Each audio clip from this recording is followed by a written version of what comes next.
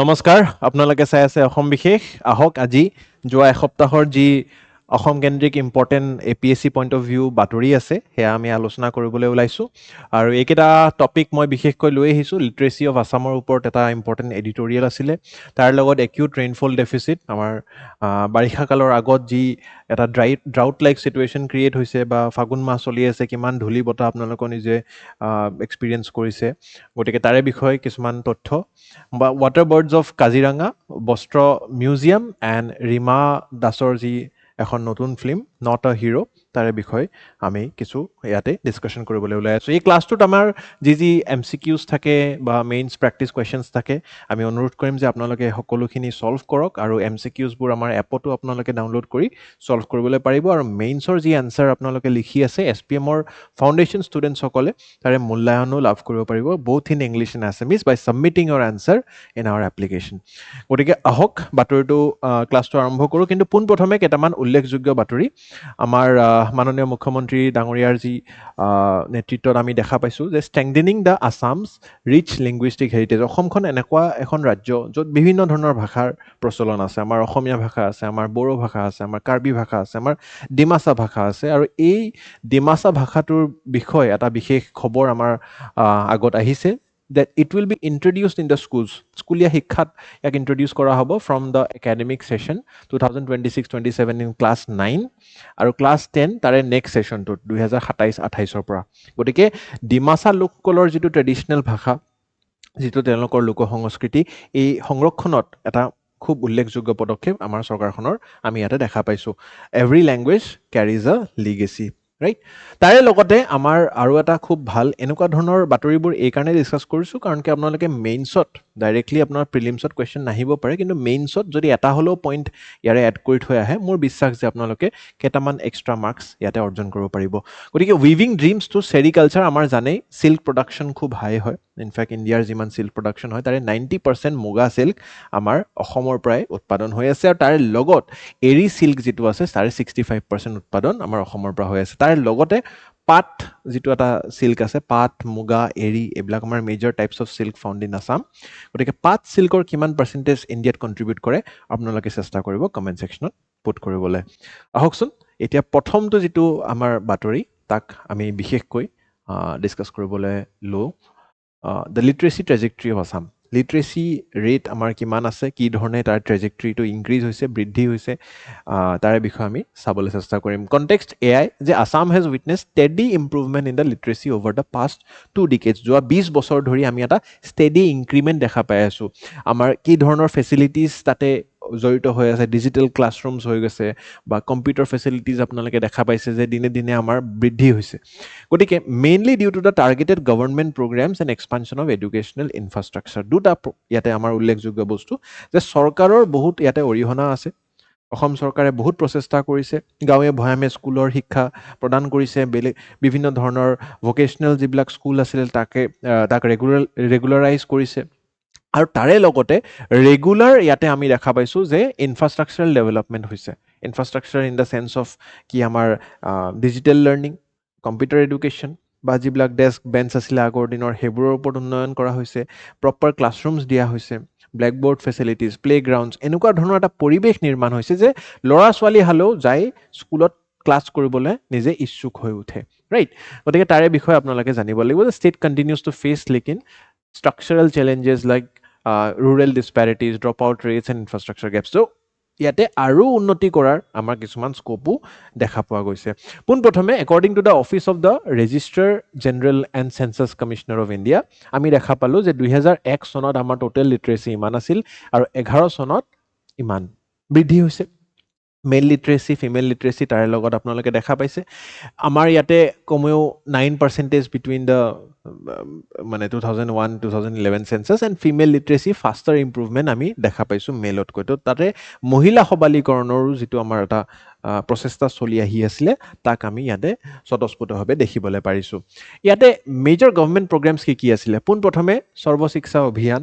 তাতে আপোনালোকে দেখা পাইছে universalisation of the elementary education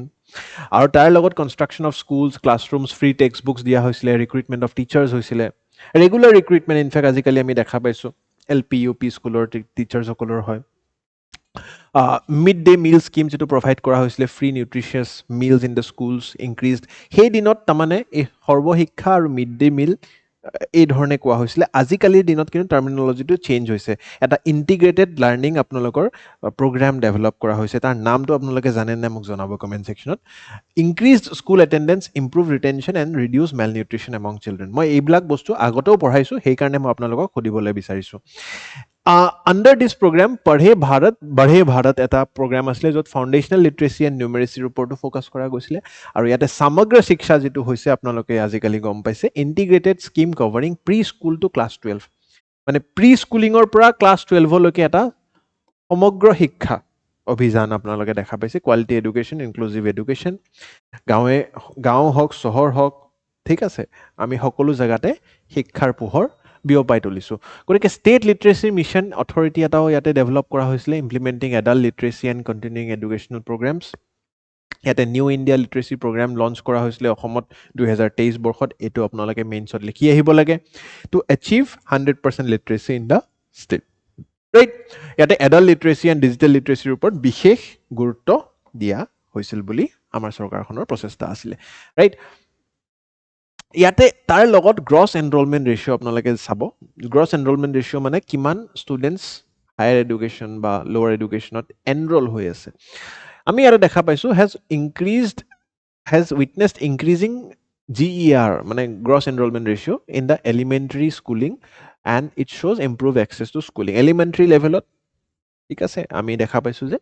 বিশেষকৈ বেছিকৈ ছাত্ৰ ছাত্ৰীসকলে যোগদান কৰিছে, নামভৰ্তি কৰিছে। নেশ্যনেল এভাৰেজ আমাৰ পিউপিল টিচাৰ ৰেচিঅ', মানে কিমানজন ষ্টুডেণ্টৰ কাৰণে এজন শিক্ষক আছে, ডেট ইজ 28:1, মানে 28জন ছাত্ৰ ছাত্ৰীৰ কাৰণে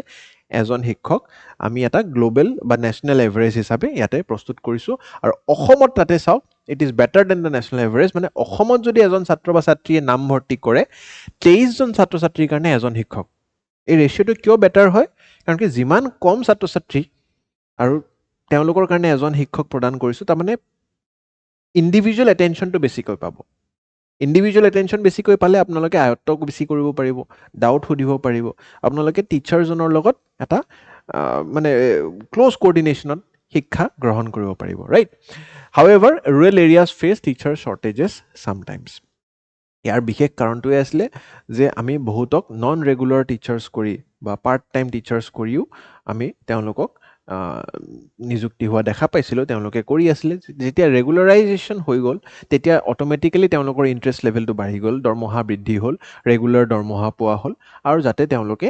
এটা ইচ্ছা শক্তিৰ দ্বাৰা ভালকৈ ছাত্ৰ ছাত্ৰীসকলক নিজৰ কিছুমান মানে যিটো আমি আজি যেনেকৈ এই ক্লাছটো মই কৰি আছোঁ, এটা প্ৰপাৰ হোমৱৰ্ক লাগে, আমি পঢ়িব লাগিব গোটেই সপ্তাহটো, তাৰে ওপৰত নোটছবোৰ এড কৰি যাই থাকিব লাগিব, ফাৰ্ডাৰ ৰিচাৰ্চ কৰিব লাগিব মাল্টিপল চ'ৰ্চেছৰ ওপৰত, আৰু তাৰে পিছতহে ক্লাছটো লোৱা হয়। গতিকে তেনেকুৱা ধৰণৰ এটা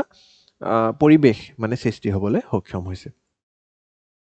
মেজৰ চেলেঞ্জেছ কি আছে? আৰ্বান ৰুৰেল লিটাৰেচি, এইটো আমি দেখা পাইছোঁ। কামৰূপ মেট্ৰ'পলিটেনত যিমান লিটাৰেচি আছে, ধুবুৰীত সিমানকৈ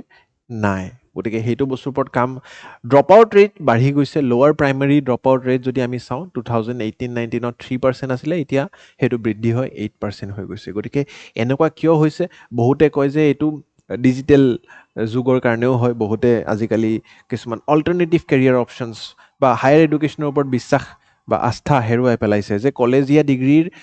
বহুত ৰিচাৰ্চ চাইণ্টিষ্টও কৈছে 10-20 বছৰ পিছত চাগে কলেজীয়া ডিগ্ৰী কোনো নুসুধে চাকৰিৰ কাৰণে। তেওঁলোকে এইটো সুধিব যে স্কিলছ কিমান আছে। গতিকে হাৰ্ড স্কিলছ তেওঁলোকে ডেভেলপ কৰাৰ ওপৰত বেছি প্ৰচেষ্টা দিয়া কৰিছে।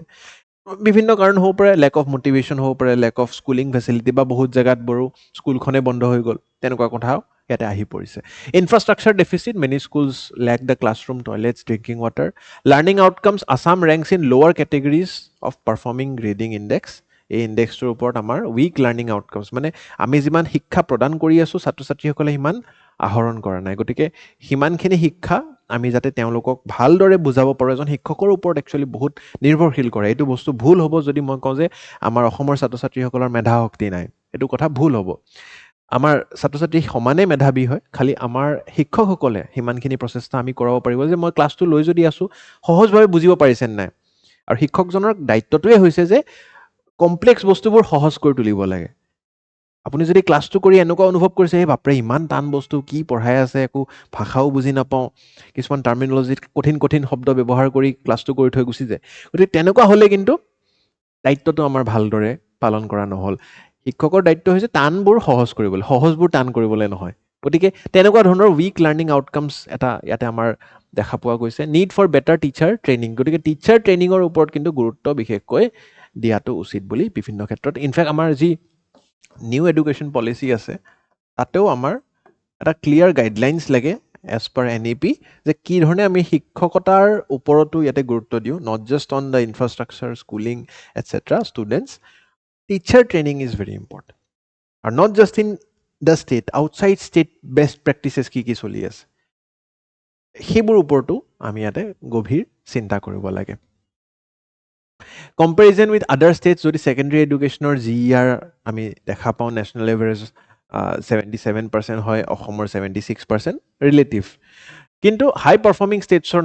নামত আমাৰ তালিকাখনত কেৰেলা মিজোৰাম বা হিমাচল প্ৰদেশৰ নাম আহে বাট আমাৰ অসমৰ নাম ইয়াতে এতিয়ালৈকে অহা নাই ষ্ট্ৰং কমিউনিটি পাৰ্টিচিপেশ্যন লাগিব infrastructure and drop out rate আমি কমাব লাগিব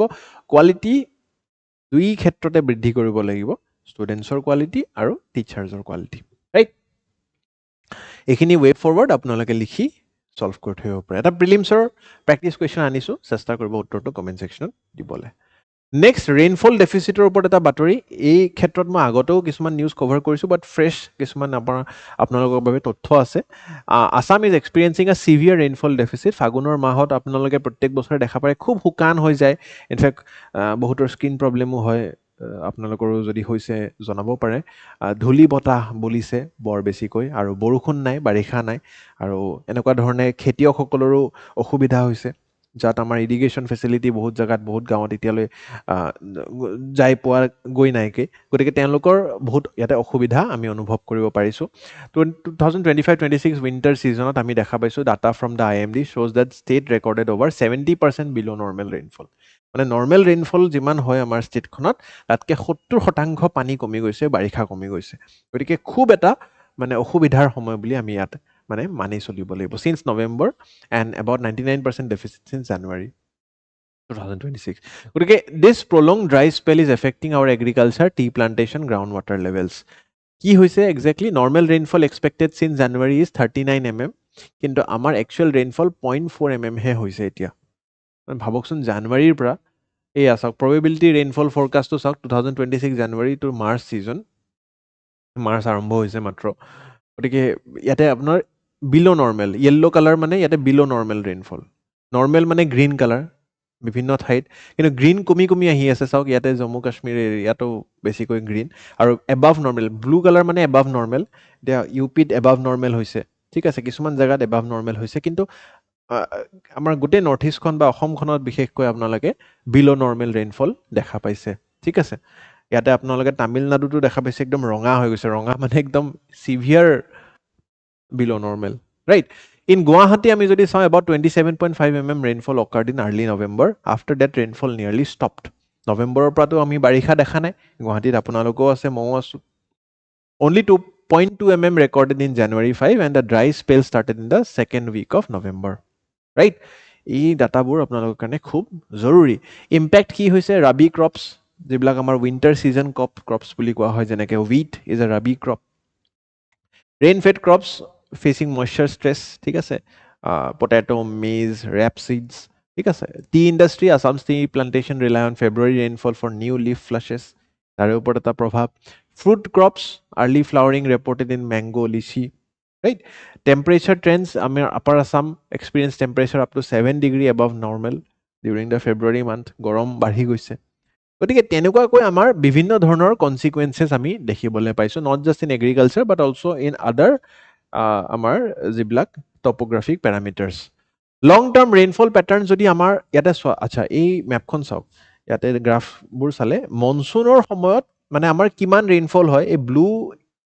গ্ৰাফডাল ভালকৈ বুজি এবাৰ চালে আমি বুজি পাম ব্লু কালাৰ ৰিপ্ৰেজেণ্টছ মনচুনৰ টাইমত কিমান বৰষুণ হৈছে ঠিক আছে ইয়াতে অসম তিনিচুকীয়া ধেমাজি ডিব্ৰুগড় ডিষ্ট্ৰিক্ট ৱাইজ মই লৈ আহিছোঁ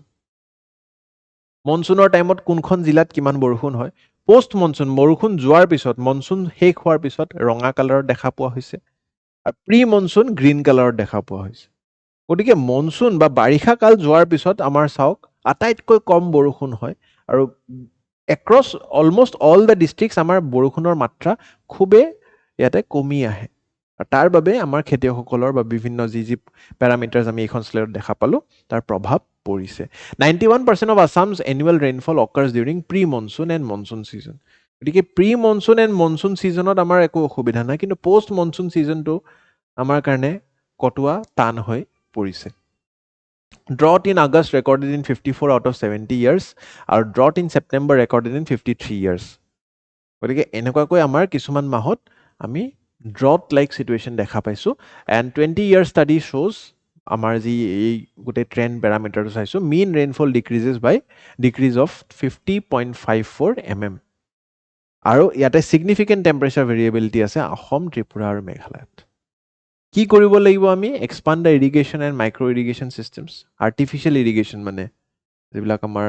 হেণ্ড পাম্পছ ৱাটাৰ হেৰি আছে promote climate resilient crop varieties যিবিলাক ক্ৰপছ বা আমাৰ আজিকালি GM ক্ৰপছৰ এটা সময় চলিছে য'ত আমি জেনেটিকেলি মডিফাই কৰিছোঁ বা কিছুমান গছ আছে বা মানে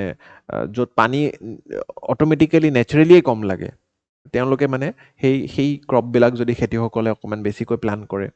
strengthen weather forecasting and advisory for farmersসকল যাতে অকল মানে অকণমান হ'লেও আগতীয়াকৈ প্ৰস্তুত হৈ থাকে তেতিয়া পানী ষ্ট'ৰেজৰ পৰা আন সা সঁজুলিৰ যি সুবিধা লাগে তেওঁলোকে অলপ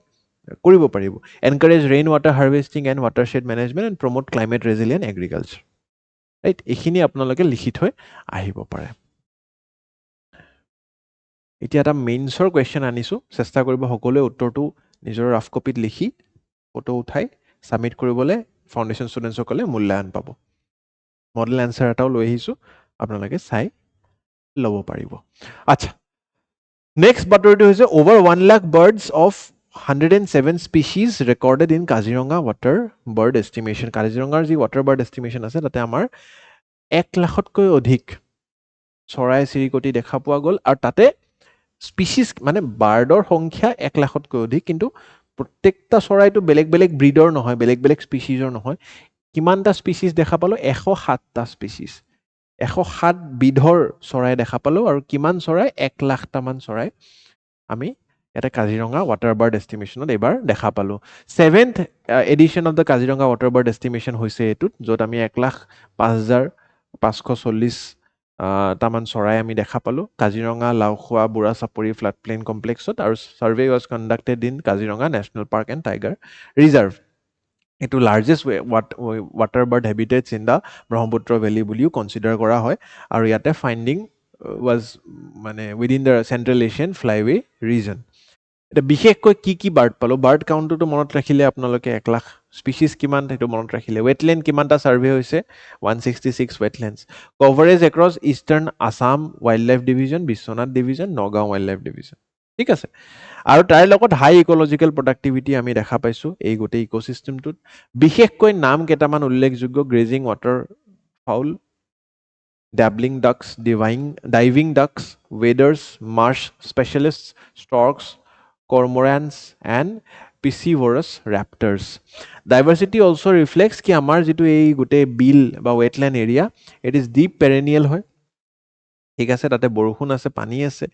আৰু শ্যালো মাড ফ্লেটছ আছে ভেজিটেটেড মাৰ্চেছ আছে যাতে তেওঁলোকে খাদ্যৰ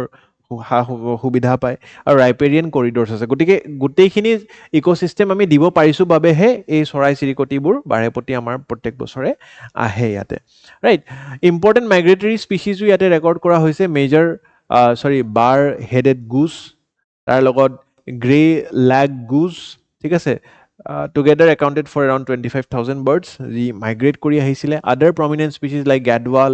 গ্ৰীণ উইং টিল ঠিক আছে ferruginous pochard lesser whistling duck and grey headed swamphen এনেকুৱা ধৰণৰ আমাৰ চৰাই চিৰিকটিবোৰ আমি ইয়াতে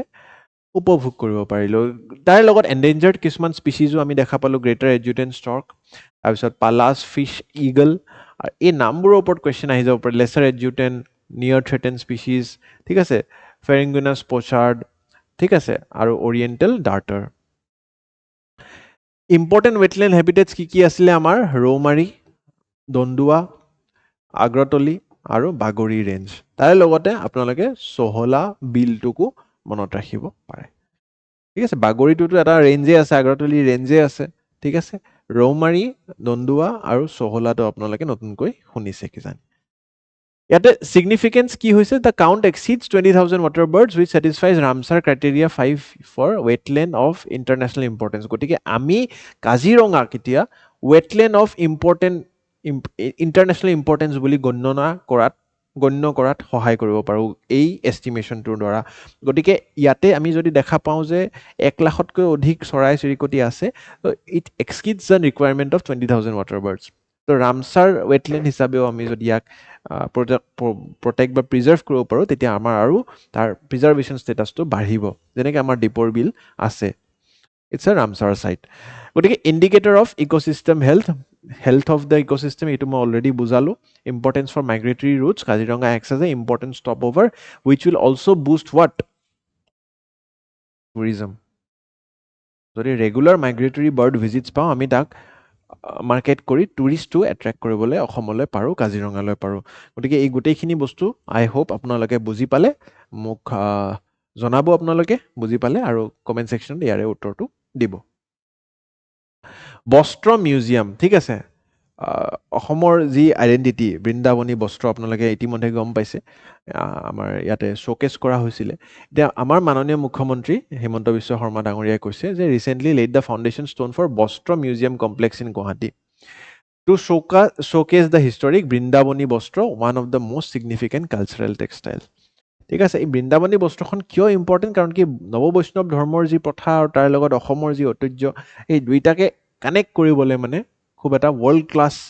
মানে আমাৰ কাৰণে সুযোগ বুলি ক'ম আৰু তাৰে কাৰণেই construction of this world class museum in Guwahati will be done ঠিক আছে তাৰে ফাউণ্ডেশ্যন ষ্টোন ইয়াতে ইতিমধ্যে লে কৰা হৈছে ঠিক আছে textile will be loaned by the British museum for 18 months 2027 চনত আমি এই 1.5 বছৰৰ কাৰণে লোনত আমাৰ এই বস্ত্ৰখন আমি ইয়াতে প্ৰদৰ্শন কৰিব পাৰিম আৰু আমাৰ যিসকল লোকে ইয়াক চাব বিচাৰিছে তেওঁলোকৰ কাৰণে এটা ৱৰ্ল্ড ক্লাছ মিউজিয়াম